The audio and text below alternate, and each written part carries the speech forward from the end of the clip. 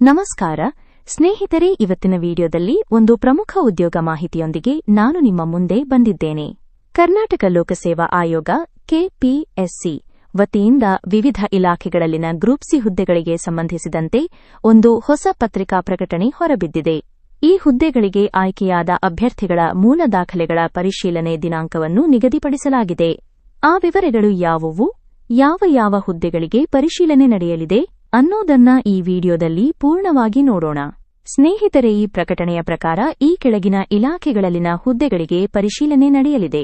ಕೈಗಾರಿಕೆ ಮತ್ತು ವಾಣಿಜ್ಯ ಇಲಾಖೆ, ಕೈಗಾರಿಕಾ ವಿಸ್ತರಣಾಧಿಕಾರಿ ಹುದ್ದೆಗಳು, ಸಾರ್ವಜನಿಕ ಗ್ರಂಥಾಲಯ ಇಲಾಖೆ, ಗ್ರಂಥಪಾಲಕರು ಮತ್ತು ಸಹಾಯಕ ಗ್ರಂಥಪಾಲಕರು, ನಗರಾಡಳಿತ ನಿರ್ದೇಶನಾಲಯ, ಕಿರಿಯ ಇಂಜಿನಿಯರ್, ವಾಟರ್ ಸಪ್ಲೈ ಆಪರೇಟರ್ ಮತ್ತು ಕಿರಿಯ ಆರೋಗ್ಯ ನಿರೀಕ್ಷಕರು.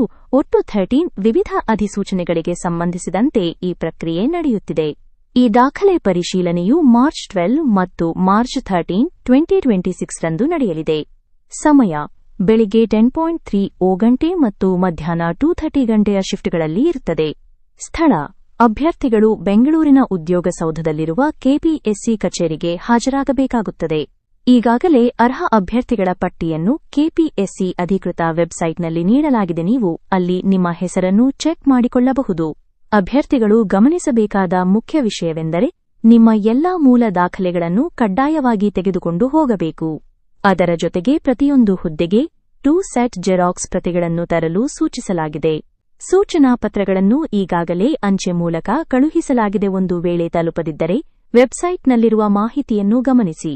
ಇದೇ ರೀತಿಯ ಹೆಚ್ಚಿನ ಉದ್ಯೋಗ ಮಾಹಿತಿಗಳಿಗಾಗಿ ನಮ್ಮ ಚಾನೆಲ್ ಅನ್ನು ಸಬ್ಸ್ಕ್ರೈಬ್ ಮಾಡಿ.